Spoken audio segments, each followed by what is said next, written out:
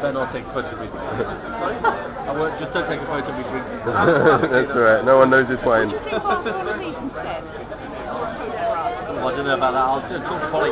Let me just do this interview. So cool. So this is Ed Milliband of the Labour Party. If you don't mind, just answering, how did that film affect you? I mean, what? I thought it was an incredibly powerful film because it says it's incredibly urgent that we act on climate change. That if we don't, our children, their children will look back and say, look, you were the last generation who just didn't get it from climate change. So it was incredibly moving, incredibly powerful film, and I hope as many people as possible see the film. Okay, do you really believe that climate change can be stabilised by the 2015? I do believe that, and I think it's really important that people don't go away with the impression that there's just nothing we can do. Because I think lots of people believe the science of climate change, but also think, God, is there anything we can do? Well, there is stuff we can do, both in our own lives and governments. And the real thing that people need to do is campaign, not just in this country, but across the world, to say governments need to wake up and need to take climate change seriously and reach an agreement this year. Okay, on a personal level, I mean, we know what you're going to do with your party, but on a personal level, how are you going to contribute?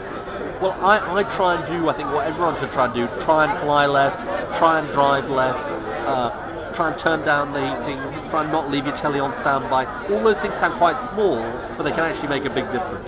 Okay, last thing is I'm working for a magazine called CtrlAltShiftEd. We're a youth publication. Yeah. It's all about trying to get young people to pay a little bit more attention, be a little bit more aware of world issues. So it's more of a question about the youth now. How much power and how much sort of influence do you think the youth will have on this decision? Huge power. Huge power. If the youth of Britain, for example, come together and say we've got to take action on this, it will have an effect on politicians. And the thing is, why should young people do that? Because it's your world. It's a world you're inheriting. Okay. And you've got to stand up and make your voice heard. Do you think they'll step up to the plate then? Yeah, I do. Cool. Alright, and the last question, it's a bit off topic, but are you still going ahead with the third runway? Because I went to a protest recently, I went to the Heathrow protest, and some of the facts they were throwing out were pretty horrendous, pretty hopeless. We have said that if the third runway can go ahead after the whole planning decision goes through. But the thing I would say about this is that we're the first country in the world to say we're going to stabilise our aviation emissions.